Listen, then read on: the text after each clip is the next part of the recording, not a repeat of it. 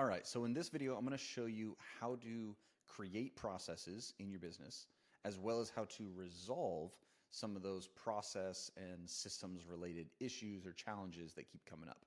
But in order to do this first, we have to define what process actually is. And so this is the working definition I use that I think is helpful for the sake of clarity.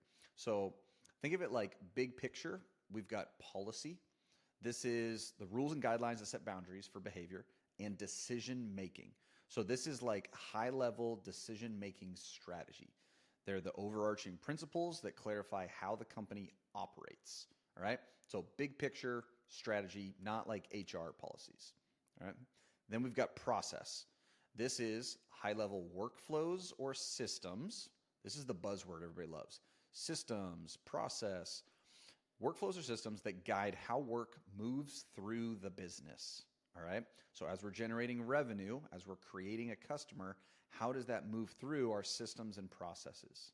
Right? What should happen next? Often includes multiple procedures, and it defines how departments interact. Okay. This is key because what this tells us is it's how multiple procedures, multiple SOPs are supposed to link together, and how different departments, or think different people, interact. And then at its most detailed level, we've got procedures. These are the step-by-step instructions for specific tasks. These are tactical and help ensure consistency and execution. So this is your SOPs. This is where we have multiple people doing the same thing and we want it done the same way. So we need consistency in execution. All right? So it's like, think quality control. Now, when you have a procedure problem, the way that you solve it is with a checklist, a SOP. When you have a process-related problem, you do not solve it with an SOP. You solve process-related problems by helping define the workflow. I'm going to show you here in a second how you do that. And this is usually the biggest clue to know whether you have a process or a procedure problem is how many people are involved. If you have multiple people involved, it's typically a process. If there's only one person involved, it's a procedure where we just need the step-by-step instructions, right? Now, you may have like this really, really small process. You may have a really, really big process. Like you have kind of your macro process, you have your micro process. So the way you know that you need to solve the process-related issue, you've got multiple people involved. And so here's how we know what to do.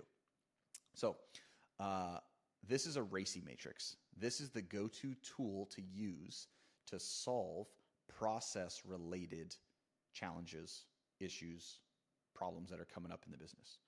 And so if you've never used a RACI matrix before, the way it works is you've got somebody who's responsible. This is the person doing the work, okay? There can be more than one of these people, but they're the person actually doing the thing, right? Then we've got somebody who's accountable. This is the decision maker, okay? They own the outcome. It can only be one person. The main reason why it can only be one person is because we don't want two people doing this. Well, I thought you were doing it. I thought you were doing it. That's how things fall through the cracks. So only one person that's accountable. It also creates clarity on the autonomy to say who is the final decision maker. And it should be the person that's ultimately going to own the outcome, that's responsible for that outcome. And this is where the word responsible can get a little confusing, but it's the person that's going to be responsible for the outcome. They're accountable for the decision, right? Only one person here. Then we're going to have the people that are consulted. These are experts or stakeholders, right? And again, you can have multiple of those people. And then we have the informed, people who need to be kept in the loop. They're not necessarily involved, but they need to be in the know. So these people may need to be informed early on. They may need to be informed at the very, very end. But it creates clarity to say, hey, you are just informed. You are not a decision maker. It also creates clarity on like, I am not consulting you for input on this. I am just informing you on what's being done here. All right. Now, in the business, what typically happens is in the beginning, you're doing everything. All right. As the business starts to grow, leaders, founders, executives, we want to be moving ourselves this way. All right. So we want to be doing less of the thing, becoming the decision maker. That happens pretty naturally. But this is the hard one to transition, is getting people on your team to be decision makers. All right. And this is where we utilize the 1-3-1 framework to start teaching your people how to think so they understand how to make decisions and they can practice it when the stakes are low. So that's the way that you can start to make this transition if you feel like you're stuck here and your team isn't making decisions. All right. But ultimately, business owner and founder, we want to live over in consulted and informed. We want people on our team doing the work and making the decisions in alignment with our strategy, the way we would make decisions. Okay? So again, multiple people can be here, one person here, multiple people can be here, can be multiple people here. All right? Now, let's walk through an example. So if we know the different players that are involved, let's say, for instance, that we are planning a dinner, okay? There is going to be responsible. We're going to have sous chef. They're going to be cooking the food. Chef also cooking the food, right? Decision maker. Let's say when we're deciding on the menu, for instance, it's going to be the chef. Consulted, we may have a sommelier, so we may consult with them.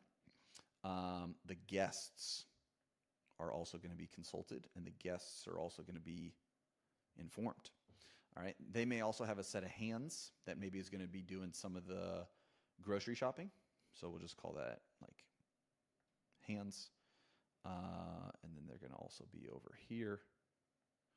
All right. So now once we've identified the players, what we want to do is we want to put it into like a rough timeline. So we want to kind of illustrate out like from start to finish what happens. So if we go back here, really early on, we can see who is going to be consulted before we make the decision. So number one, it might be the guests are going to be consulted to see if they have any food allergies. From there, we're going to consult with the somm on wine pairings and the ideas that we have for the menu. Okay? Then, so now we got somm, guests have both been consulted. All right? Then let's say that we actually make the decision. So now we've got the accountable. So decision is now made. Then we're going to go to informed. And I guess really over here on informed is also going to be the somm, because we need to let them know what we landed on. So now we're going to inform the somm, inform the hands that are going to be sourcing the ingredients, and then we're going to inform the guests as well to let them know where to be and when. Then the people that are actually doing the work, we're going to have the hands are going to go buy and source the food, sous chef, prep, chef, gives it the once over on the way out the door, right? But now we can kind of see what that cadence looks like.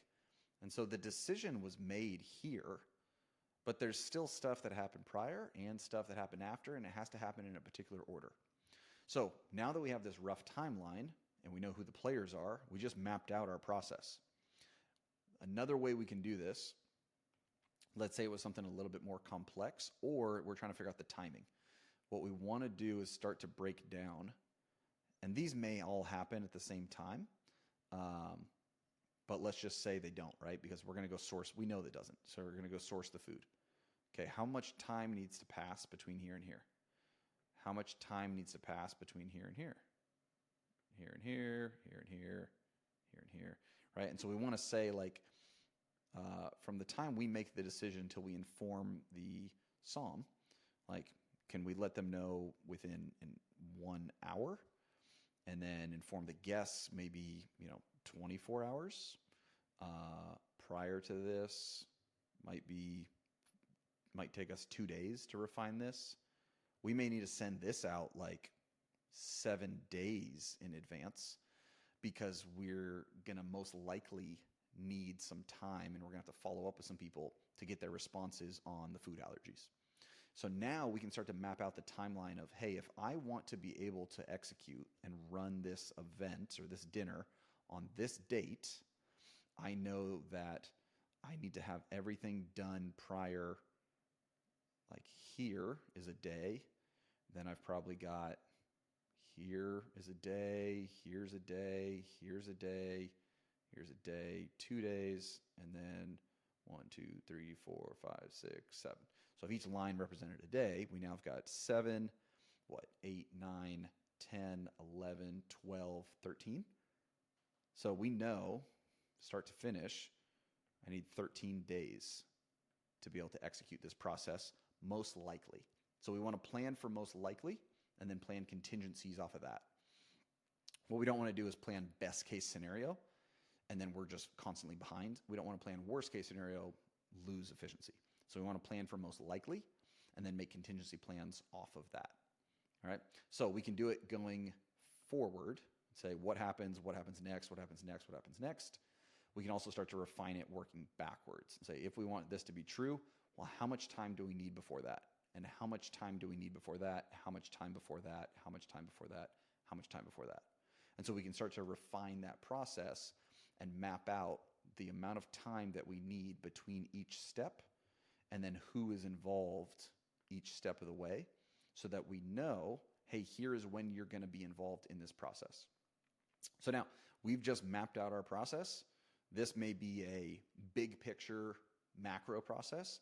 There may be smaller ones. So you may have some of these spin-offs where it's like, okay, under here, we're going to have another little RACI matrix that is going to tell us who does what and when, right? Prior to this, we may have a big picture one that tells us who is doing what and when, right? Let's say this is a chef running a large catering company. Well, how does he decide which sous chef is going to go? How does he decide what psalm to use? Anytime there's decisions being made that involve multiple people. The way I think of this process definition is like the left hand knows what the right hand is doing. So this now gives you your mapped out process. So now we know who is doing what and we have a rough timeline for it. We've accounted for the duration for each piece. We know what that looks like. We know who's the decision maker, when they need to make that decision by, and how much time we need to be able to execute on it going forward. So if you have process-related challenges or you need to create processes in the business, do not create an SOP or a checklist. That is for a consistency in one thing. Instead, utilize a RACI matrix so everybody knows who's responsible for what, and then put it into a rough timeline so that you now know how much time is necessary for everybody to be able to do what it is that they're responsible for. So this is how you utilize a RACI matrix in order to solve process-related problems and put it into a timeline so that you can start to document all of the processes you have in the business.